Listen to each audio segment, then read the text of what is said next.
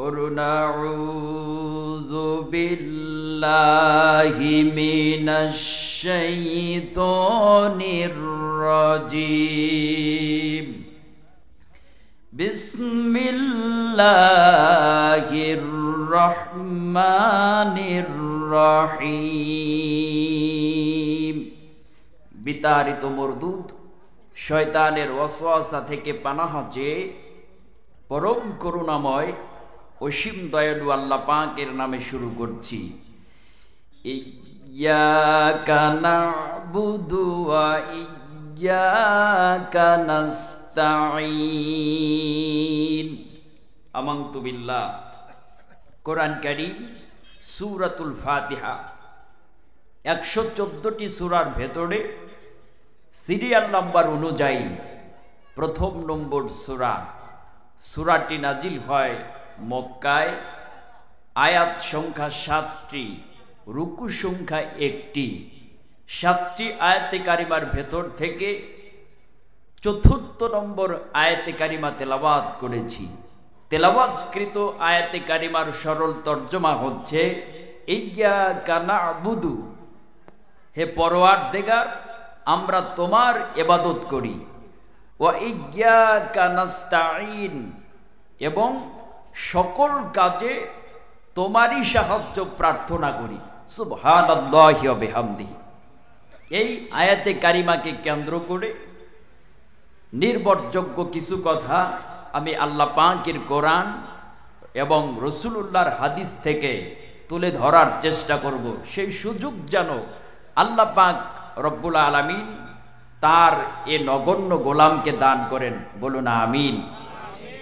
আল্লাহ পাক বলছেন, বান্দারে ইয়্যাকা না'বুদু, বলো হে পরওয়ারদিগার আমরা তোমার ইবাদত করি, ওয়া ইয়্যাকা নাস্তাঈন এবং সকল কাজে তোমারই সাহায্য প্রার্থনা করি।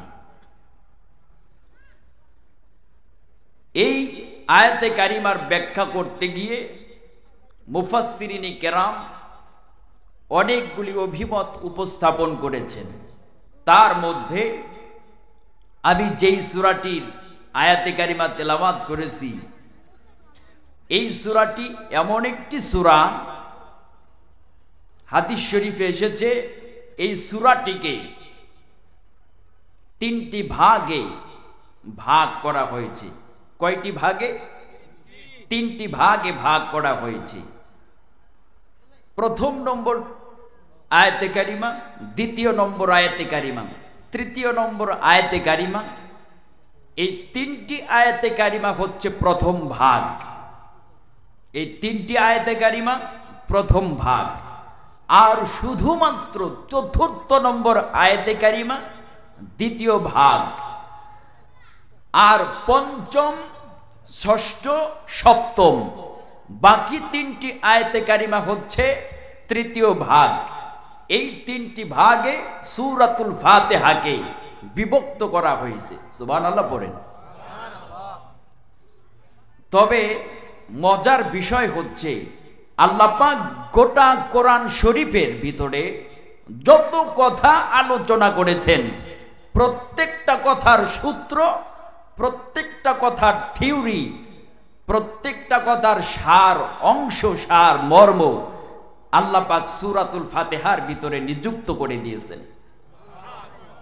আর গোটা সূরাতুল ফাতিহায় যত কথা আল্লাহ পাক আলোচনা করেছেন, প্রত্যেক কথার সূত্র, প্রত্যেক কথার থিওরি, প্রত্যেক কথার সার মর্ম, সার অংশ আল্লাহ পাক এই 4র্থ নম্বর আয়াতে কারিমার ভিতরে নিযুক্ত করে দিয়েছেন। সুবহানাল্লাহি ওয়া বিহামদিহি। এই 4র্থ নম্বর আয়াতে কারিমা আবার 2 ভাগে বিভক্ত। কয় ভাগে? সবাই কথা বলেন। 2 ভাগে। প্রথম ভাগ হচ্ছে ইয়্যাকা না'বুদু।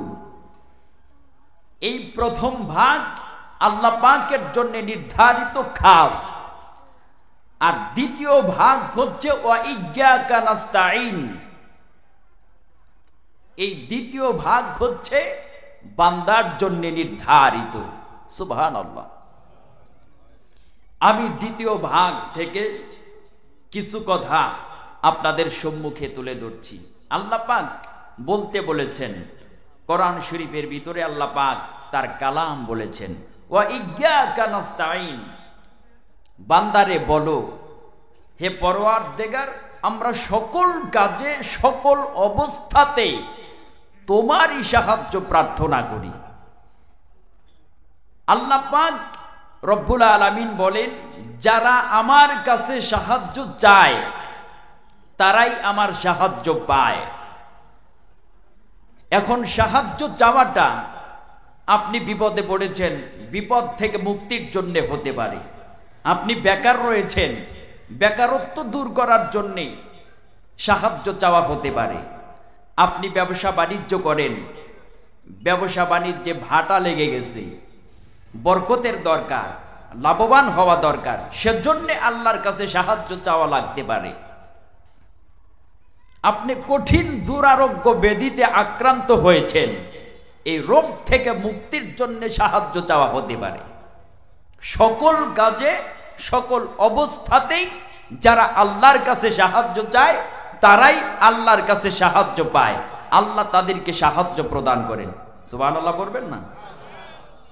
এখন আল্লাহ পাকের কাছে যারাই সাহায্য চায় তারাই পায়।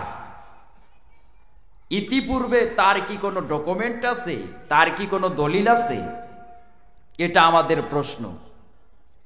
আল্লাহ পাক এই দৃষ্টান্ত, এই নজির কোরআন শরীফের বিভিন্নত্রে তুলে ধরেছেন। আল্লাহ রাব্বুল আলামিন বলেন, আমার কাছে যারা সাহায্য চায় আমি তাদেরকে সাহায্য দান করি।